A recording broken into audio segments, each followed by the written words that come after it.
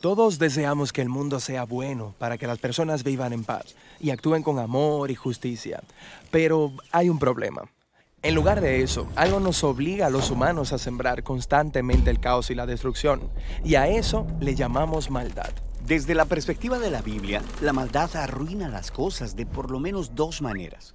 Hay un efecto directo en nuestra maldad, como cuando alguien le roba a otra persona, creando injusticia. Entonces, esa persona está en deuda para poder compensar lo que ha hecho. Pero hay otro efecto indirecto de la maldad, porque esa persona también ha arruinado el ambiente de la relación, creando una falta de confianza. Hay daño emocional, es como el vandalismo, y esa persona también tiene que compensar eso. Pero muchas personas piensan, hey, Dios es bueno, Él debería ser quien elimine toda la maldad en el mundo. Pero seamos honestos, me refiero a que el mal que veo por todos lados es el mismo mal que está dentro de mí. Todos hemos contribuido y lo seguimos haciendo. Así que eso nos pone en un aprieto. Si Dios va a eliminar la maldad del mundo, nos tendrá que eliminar a nosotros. Y esto es lo más impresionante de la historia de la Biblia. Este Dios es tan bueno que no solo va a eliminar la maldad del mundo, Él lo va a hacer sin destruir a la humanidad. ¿Y cómo va a ser eso? Temprano en la historia de la Biblia se nos presenta eso de los sacrificios animales, lo que sé que suena extraño para nosotros, pero para los israelitas era un símbolo muy poderoso de la justicia y la gracia de Dios.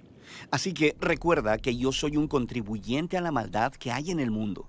Yo debería ser eliminado, pero Dios está permitiendo que la vida de este animal sea un sustituto. Está muriendo simbólicamente en mi lugar. Y la palabra bíblica para esto es propiciación, que significa cubrir la muerte de alguien. Hay una segunda parte en este ritual. Recuerda que la maldad también causa vandalismo relacional, y en la Biblia esa idea se describe como contaminar o profanar la tierra y hacerla impura. Así que el sacerdote lavaría simbólicamente el vandalismo, rociando la sangre del animal en diferentes partes del templo. Así que la sangre del animal está limpiando. Recuerda que esto es un símbolo al que no estamos acostumbrados. La sangre representa la vida. El rociar la sangre es una representación de cómo Dios está limpiando esas consecuencias indirectas del mal en su comunidad. En la Biblia, este proceso se llama purificación. Así que el templo en la tierra ahora se convierte en un espacio limpio, donde Dios y su pueblo pueden vivir juntos en paz. Así que este ritual arregla las cosas entre Israel y Dios. Más que eso, los israelitas experimentan el amor de Dios y su gracia a través de estos símbolos. De manera ideal, al ser perdonados, esto los llevaría a convertirse en personas de amor y gracia. Cierto, eso es lo ideal, pero no siempre fue así. Cierto, así que el profeta Isaías habla mucho de esto. Él abre su libro diciendo que los sacrificios continuos de los israelitas se habían vuelto insignificantes, porque ellos también estaban permitiendo gran maldad en medio de ellos, ignorando a los pobres y a los oprimidos. Incluso los reyes de Israel estaban distorsionando la justicia, pero Isaías esperaba el día cuando vendría un nuevo rey de la línea de David y lidiaría con el mal de una manera sorprendente. El rey se convertiría en un siervo, y no solo para servir, sino para sufrir y morir por el mal que su propio pueblo cometió. Su vida sería ofrecida como un sacrificio. Esta era la promesa que Jesús creía que estaba cumpliendo. Él es el rey de Israel, sufriendo y muriendo en la cruz. Jesús mismo utilizó las palabras de Isaías cuando dijo que Él venía a servir y a dar su vida en rescate por muchos. Esa palabra, rescate, se refiere a la palabra del sacrificio de propiciación. Por todo el Nuevo Testamento, escuchamos cómo la muerte de Jesús fue un sacrificio propiciatorio por nosotros. Cubrió la deuda que los humanos teníamos con Dios por contribuir a toda la maldad y la muerte en este mundo. Pero los autores del Nuevo Testamento también hablan de que la muerte de Jesús proveyó purificación. Escuchamos que la sangre de Jesús es un símbolo de que su vida tiene la habilidad de lavar el vandalismo que la maldad ha causado en nosotros y alrededor de nosotros. Así que ahora podemos vivir en paz con Dios. De manera que ese es el significado detrás de la muerte de Jesús. Pero hay más. Sí, el Nuevo Testamento hace la poderosa declaración de que la muerte de Jesús no fue el final. Él es el sacrificio que rompió el poder de la muerte y la maldad, lo que significa que Él sigue viviendo para ofrecer su vida a cualquiera que la acepte. Él es el sacrificio perfecto al que todos los sacrificios anteriores estaban apuntando. Por Jesús, los cristianos dejaron de participar en los rituales de sacrificio de animales. Pero les fueron dados nuevos rituales. Hay 2 rituales que Jesús enseñó a sus seguidores. El primero se llama bautismo. Así como Jesús murió, el entrar en el agua se convierte en una conexión que ahora tienes con su muerte. Al salir del agua, tú, por así decirlo, resucitas con Jesús.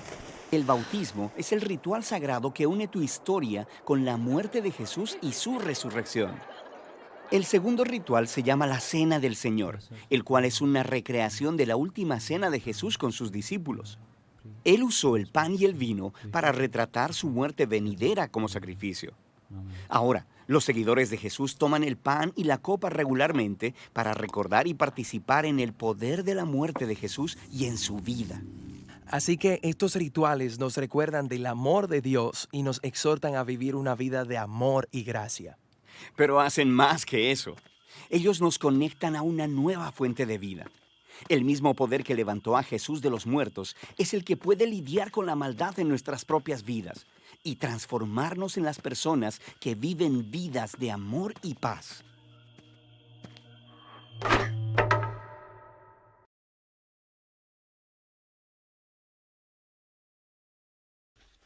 Dios te bendiga. Gracias por estar nuevamente compartiendo con nosotros de la poderosa palabra del Señor. Hoy entramos a la última parte de Levítico. Mañana comenzamos con Números, ¿verdad? Otro libro que a veces es un poco complicado, pero te invito a que nos continúes, a que sigas leyendo la palabra. Si no te has unido, ¿verdad? A este grupo de hermanos que estamos leyendo el Antiguo Testamento y estudiando la palabra del Señor, aún estás a tiempo, nos puedes escribir en estos momentos y te hacemos llegar la información de cómo añadirte al grupo de estudio bíblico. Así que quiero rápidamente ir a la palabra del Señor, pero no sin antes hacer una oración para comenzar. Amado Dios y Padre Celestial, gracias por tu amor, bondad, misericordia, porque eres fiel, aunque nosotros te podamos fallar y te seamos infiel. Yo te pido, Dios, que esta palabra cale en nuestros corazones, que hable a nuestras vidas, que no seamos oidores olvidadizos, Señor, sino que la misma trabaje con nuestra necesidad. Te doy gracias por cada hermano, amigo, familia que está conectada en el día de hoy, sentados a la mesa para escucharte, mi Dios. Yo te doy gracias y úsame como instrumento en el día de hoy, en el nombre de Jesús. Amén y amén. Vamos a ir rápidamente, espero que hayas podido ver el video que pusimos primero para que entiendas un poco más de lo que vamos a estar hablando en el día de hoy, basado en Levítico capítulo 16 y en Hebreos 10. Así que rápidamente vamos primero a Levítico, vamos a leer en 2 libros, Levítico y Hebreos. Quiero ir a Levítico capítulo 16, versículos 14 al 16. Dice así en el nombre del Trino Dios, Padre, Hijo, Espíritu Santo. Amén. Tomará luego de la sangre del becerro y la rociará con su dedo hacia el propiciatorio al lado oriental. Hacia el propiciatorio esparcirá con su dedo 7 veces de aquella sangre. Después degollará el macho cabrío en expiación por el pecado del pueblo y llevará la sangre detrás del velo adentro. Y hará de la sangre como hizo con la sangre del becerro y le esparcirá sobre el propiciatorio y delante del propiciatorio. Así purificará el santuario a causa de las impurezas de los hijos de Israel, de sus rebeliones y de todos sus pecados. De la misma manera, hará también al tabernáculo de reunión, el cual reside entre ellos y en medio de sus impurezas. Y pasamos a Hebreos, capítulo 10. Hebreos capítulo 10, versículos 3 al 12, y lo leo rápidamente. Estoy usando la Reina Valera del 60. Pero en estos sacrificios cada año se hace memoria de los pecados, porque la sangre de los toros y de los machos cabríos no pueden quitar los pecados. Por lo cual, entrando en el mundo, dice, sacrificio y ofrenda no quisiste, mas me preparaste cuerpo, holocausto y expiaciones por el pecado no te agradaron. Entonces dije, he aquí que vengo, oh Dios, para hacer tu voluntad, como en el rollo del libro está escrito de mí, diciendo primero, sacrificio y ofrenda y holocausto y expiaciones por el pecado no quisiste, ni te agradaron, las cuales cosas se ofrecen según la ley. y diciendo luego, he aquí que vengo, oh Dios, para hacer tu voluntad. Quita lo primero para establecer esto último. En esa voluntad somos santificados mediante la ofrenda del cuerpo de Jesucristo, hecha una vez para siempre. Y ciertamente todo sacerdote está día tras día ministrando y ofreciendo muchas veces los mismos sacrificios que nunca pueden quitar los pecados. Pero Cristo, y saben que me gustan los pero Cristo, habiendo ofrecido una vez para siempre un solo sacrificio por los pecados, se ha sentado a la diestra de Dios. Amén. Señor, añada bendición a nosotros a través de su palabra. Y vamos a irnos primero, ¿verdad?, a Levítico para explicar un poco, resumir rápidamente este capítulo 16, esos primeros versículos antes del 14. Pero primero te quiero hacer una pregunta. ¿Es justa la muerte del inocente a favor de los culpables? Hablando de lo que es la verdadera justicia, ¿verdad? ¿Es justa la muerte del inocente a favor de los culpables? Quiero que te quedes con esa pregunta, quiero que la analices, quiero que la escribas en una esquinita y que luego vayas sobre ella. La propiciación representa la obra de la cruz desde el punto de vista de la satisfacción que Dios ha de recibir antes de que pueda extender su misericordia a nosotros. La propiciación trata lo mismo que la expiación con la obra de la cruz de Cristo, y ambas se refieren a una sola y a la misma obra, pero la consideración desde puntos de vista distintos. ¿Por qué? Porque la propiciación es el sacrificio que establece la relación perdida entre el hombre y Dios. El sacrificio de Cristo abre el camino hacia Dios porque era necesario que el pecado fuera extinguido, que fuera quitado. La cruz juzga entonces el pecado, pero lo juzga para salvar al hombre. Y la cruz es el lugar en el que Dios entra en contacto con el pecado de la raza caída, de la raza humana, pero no meramente para castigarlo, sino para redimirlo, para conquistar al pecador. Así que viendo ese brief de introducción, quiero que vayamos a lo que estábamos leyendo en el día de hoy. Quiero primero, ¿verdad?, a resumir Levítico capítulo 16. Así que hablando de la preparación del lugar del sacrificio, observamos que hay dos machos cabríos, ¿verdad?, que constituían la ofrenda. Cada uno representaba un aspecto diferente del perdón de pecado. Uno era ofrecido como una ofrenda por el pecado y el otro era llevado al desierto. El macho cabrío que era llevado al desierto era llamado la víctima propiciatoria. Y antes de que se le hiciera, ¿verdad?, algo a esos machos cabríos, a Aarón tenían que entrar en el lugar santísimo con la sangre del becerro ofrecido por él y por su familia. Y entonces entraba al altar de bronce. En el altar de bronce se encontraba, ¿verdad?, en el patio exterior. El becerro para su ofrenda por el pecado sería sacrificado como cualquier otra ofrenda de pecado. Y en el lugar santísimo él tomaría un incienso lleno de carbones encendidos del altar del oro de incienso, y con sus manos llenas de ese incienso él lo colocaría sobre el lugar, sobre los carbones del incienso. Cuando él cruzaba el velo o esa cortina para entrar al lugar santísimo, la nube de humo, que era, ¿verdad?, la presencia del Señor, llenaría ese lugar santísimo. El arca ¿verdad?, y la tapa del arca o el propiciatorio estaban en el lugar santísimo. Y él tomaría la sangre del becerro que había traído en un recipiente, él mojaría sus dedos en ella y la rociaría ante la tapa del arca 7 veces. Y esa sangre convirtió esa tapa del arca en el lugar propiciatorio. Así que eso es más o menos, y el video te mostró para que pudieras entender un poco mejor lo que te acabo de explicar. Así que seguramente este era un día imponente para ¿verdad? Para el sumo sacerdote. Debía ejercer sus funciones precisas y meticulosamente porque estaba en la presencia del Señor. Y esa frase, ¿verdad? Dentro de lo que fui buscando y leyendo, cuando yo leí eso, me impactó, me llamó la atención, me hizo pensar y analizar, y quiero repetírtela. Debe ejercer sus funciones precisas y meticulosamente en la presencia de Dios.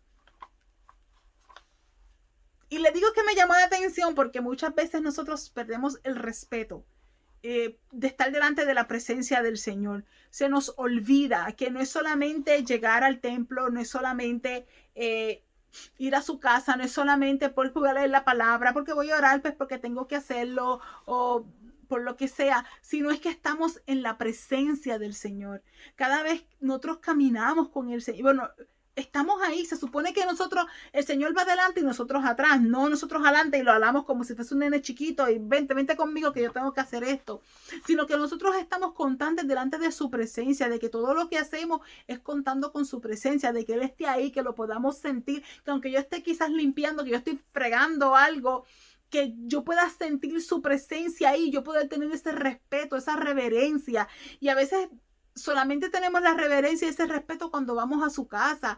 Y a veces ni cuando leemos la Biblia, ni cuando oramos, pero muchas veces solamente cuando vamos a su casa, y no debe de ser así. Debe de ser en todo momento, en todo lugar y con todo lo que nosotros hagamos.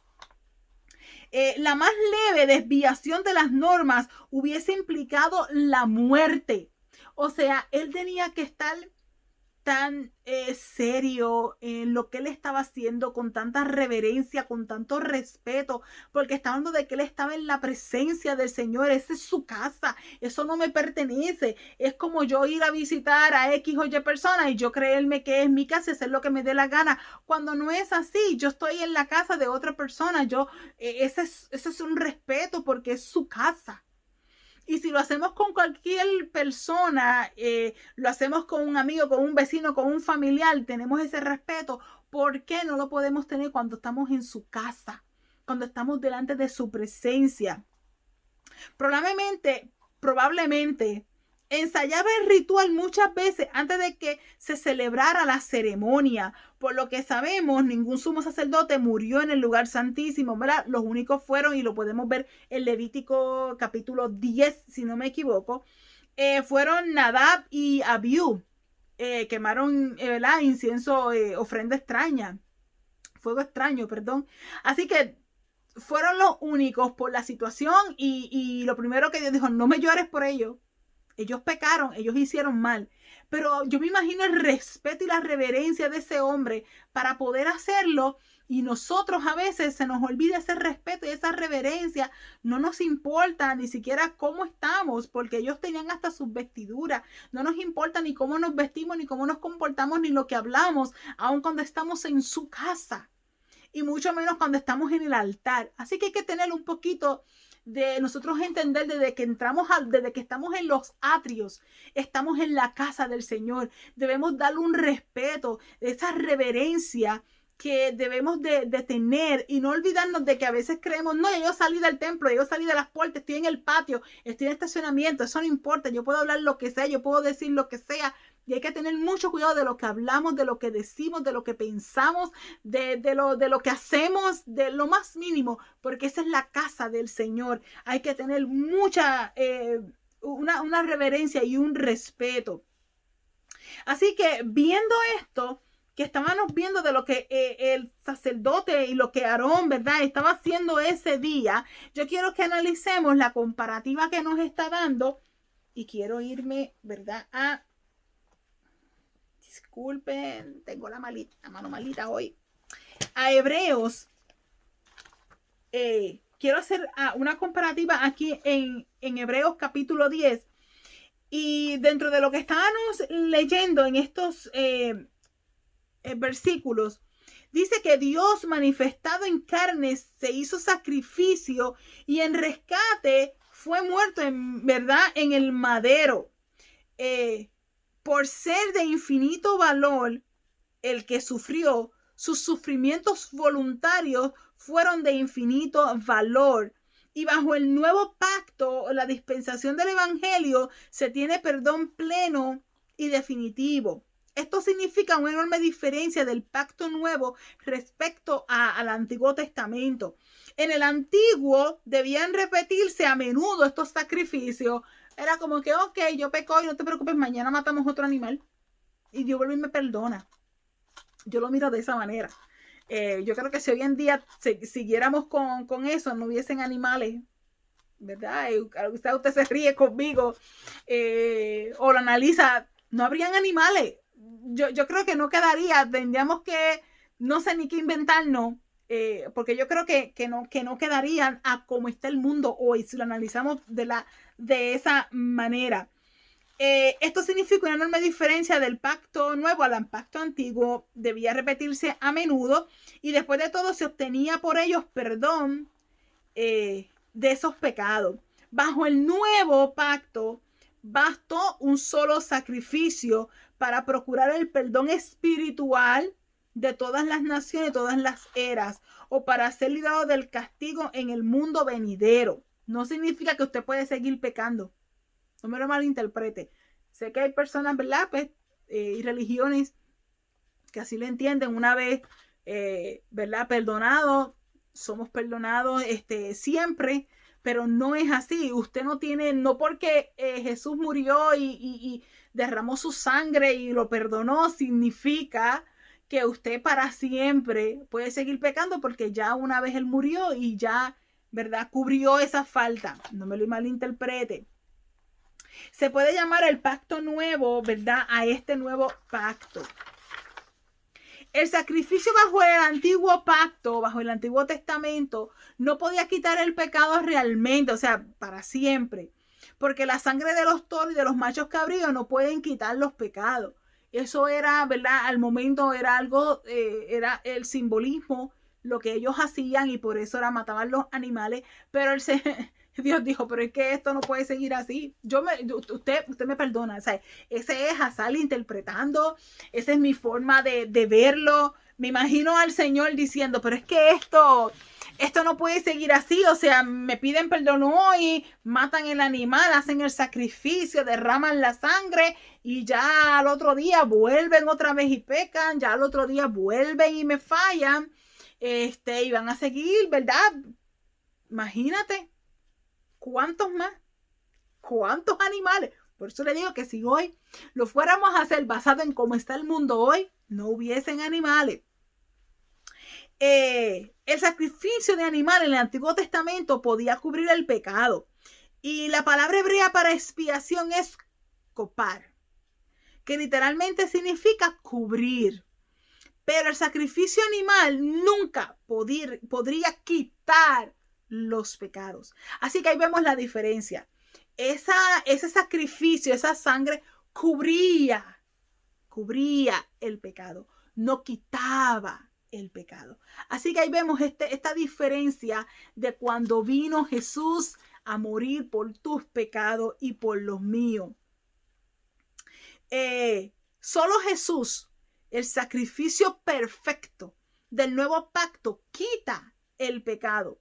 En la cruz, Cristo fue hecho pecado, ¿verdad? Por nosotros. La cruz equivalía al altar de bronce de la tienda de reunión. Después, ¿verdad? Como nuestro sumo sacerdote entró en los cielos y ofreció su propia sangre por nuestros pecados. Ahora, el trono de Dios es para nosotros como la tapa del arca.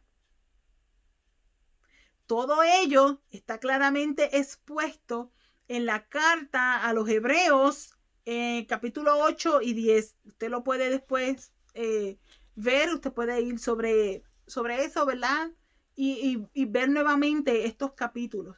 Mientras que Aarón se presentaba en aquel lugar con temor y temblor, a nosotros se nos invita a acercarnos a la presencia de Dios con confianza, de acuerdo a Hebreos 4:16. Pero vuelvo y le digo, aunque una cosa es que se nos da la oportunidad, ¿verdad? Este privilegio de que antes solamente el sacerdote quien podía acercarse, las personas no tenían esa experiencia, esa oportunidad, y era todo con un celo, con un respeto. Hoy nosotros no tenemos ese obstáculo, ese velo que nos impide acercarnos, sino todo lo contrario, el altar está presto, ¿verdad? Que nosotros nos podamos llegar a ese lugar santísimo, pero ¿dónde está el respeto? Y esa es la parte que a mí me trabajaba cuando yo leía esta parte, que nosotros tenemos, ¿verdad? Nos invita a acercarnos a su presencia con confianza.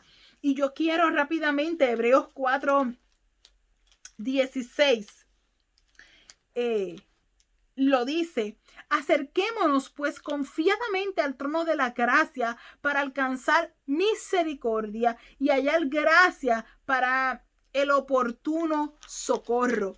Así que Hebreos 4:16 me está diciendo, que me está invitando a que yo me acerque, de que ya no hay un obstáculo, de que ya no hay un velo, de que el sacerdote no lo tiene que hacer por mí, que yo tengo la libertad de ir delante de la presencia del Señor, de que yo tengo la libertad, gracias a ese sacrificio, de yo poder acercarme a Él, que no tengo que esperar que el sacerdote lo haga, que no tengo que ir donde era a presentar mi pecado, sino que yo puedo ir directo al Padre y presentar mi pecado. Y no aprovechamos la oportunidad, o lo hacemos sin ese respeto, esa reverencia que merece nuestro Señor, pero con la confianza de yo poder abrir mi corazón, de yo poder expresar cómo yo me siento, de que nos están dando una oportunidad de que seamos sinceros delante del Señor. Así que se nos invita, gracias a este sacrificio, hoy nosotros podemos disfrutar esa bendición de estar delante de su presencia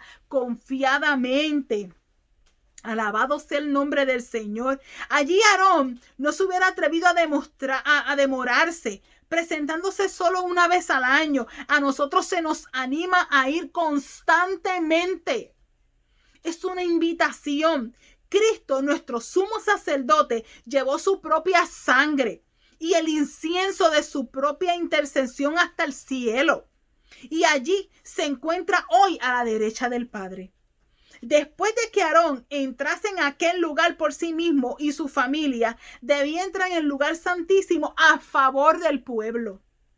O sea, él llevaba sobre él ese peso de no solamente llevar su situación o la de su familia, sino la de todo aquel pueblo, presentarla delante del Señor. Imagínese el peso que él cargaba. Esa situación de que el respeto, el temor, el miedo, el temblor que él llevaba para ir delante de la presencia del Señor y no fallar en nada de las instrucciones que Dios le daba. Y hoy en día Dios nos da instrucciones y lo menos que hacemos es seguirla. Él me da la instrucción hoy, yo mañana hago lo que me dé la gana. Y aún así la misericordia de Dios es nueva todos los días. Es tan grande que no nos consume. Es tan grande que aún así que le fallamos, que no hacemos lo que Él dice, nos presentamos, tenemos esa bendición de poder ir delante de su presencia, de poder presentarnos delante de Él y Él extender sus brazos de amor, de misericordia, perdonarnos y aceptarnos como somos, ¿verdad? Y Él transformar nuestras vidas.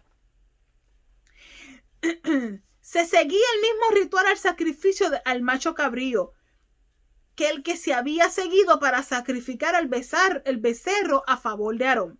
Entraba, ¿verdad?, como antes en el lugar santísimo, pero ahora la expiación cubría el mismo lugar santo a causa de la contaminación de Israel. Incluso al propio altar de bronce debía aplicarse la sangre, porque allí era donde los pecados de Israel eran confesados y perdonados, y estaba contaminado debido a los pecados del pueblo.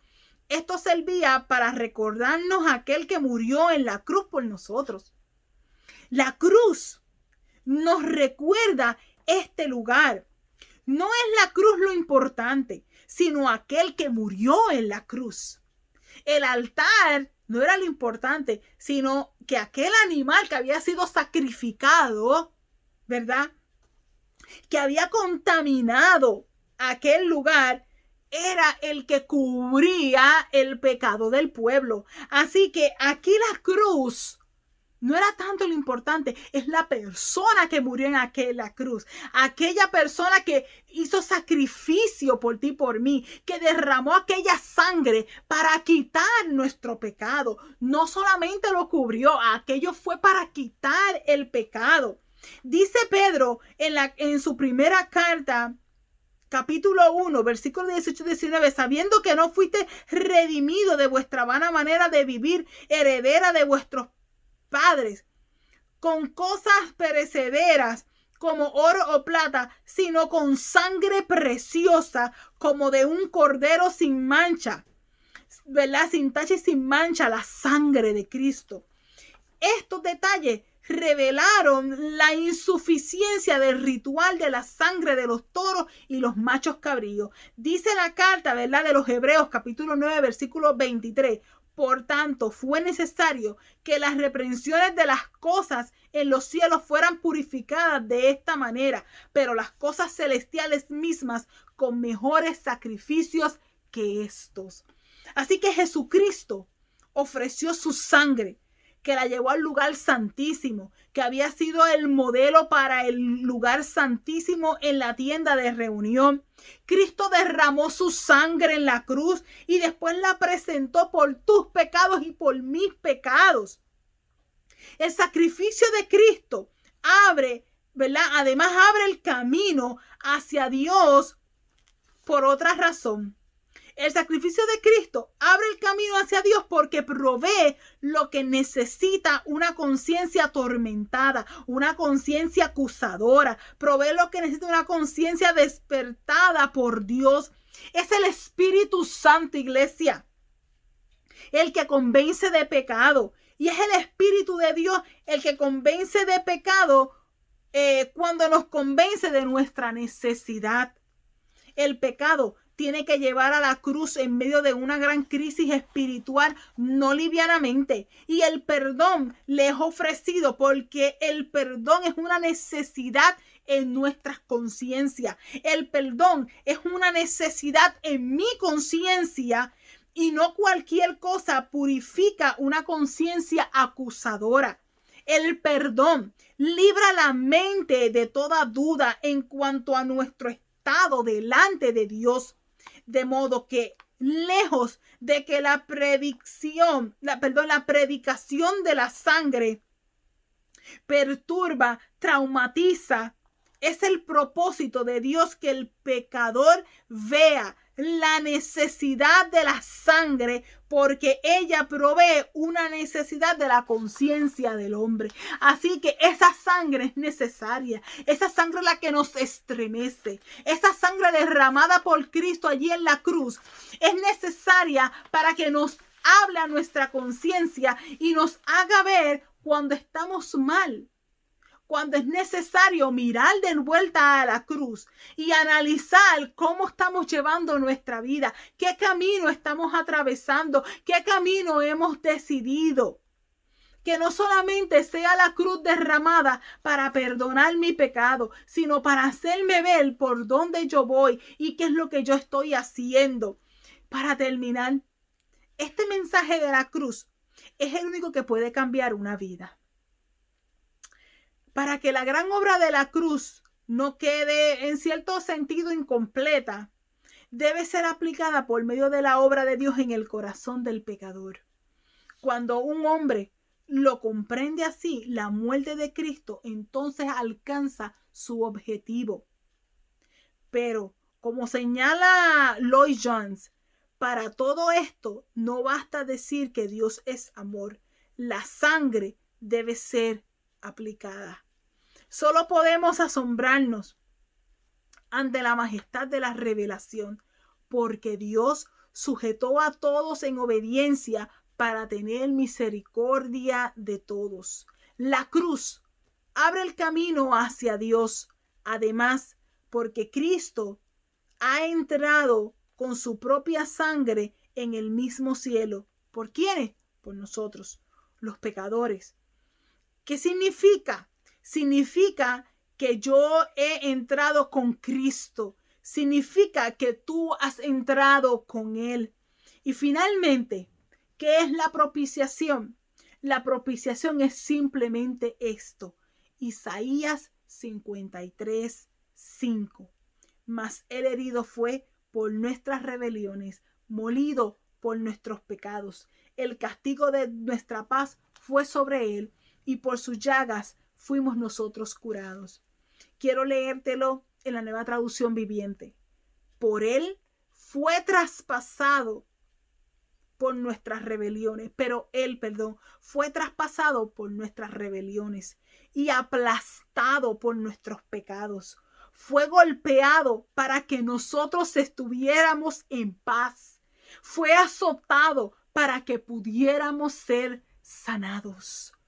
Ese fue el sacrificio que Él hizo. Esa fue la sangre que Él derramó en aquella cruz.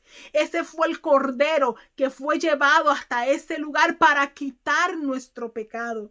Jesús llevó sobre Él el castigo que nosotros deberíamos haber tenido. Esta es la maravillosa obra que se llevó a cabo en el Calvario para que nosotros tuviéramos paz. Esa es la propiciación. Y ahora te pregunto de nuevo, ¿es justa la muerte del inocente a favor de los culpables? Quiero que lo analices.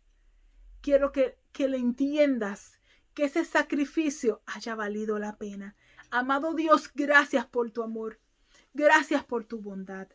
Gracias por esta bendición de poder hoy entender que fue necesario tu sacrificio para no solo ser cubiertos por tu sangre, sino ser quitada ese pecado, Padre de la gloria, de nuestras vidas, para que tu sangre quite el pecado que habita en los pecadores, Padre celestial, que hoy esa sangre que quita el pecado da la oportunidad para que otros puedan llegar a tus pies y puedan ser estremecidos por ese sacrificio, por esa oportunidad que aún tenemos en nuestras manos de ser perdonados por ti. Yo te doy gracias en el nombre de Jesús.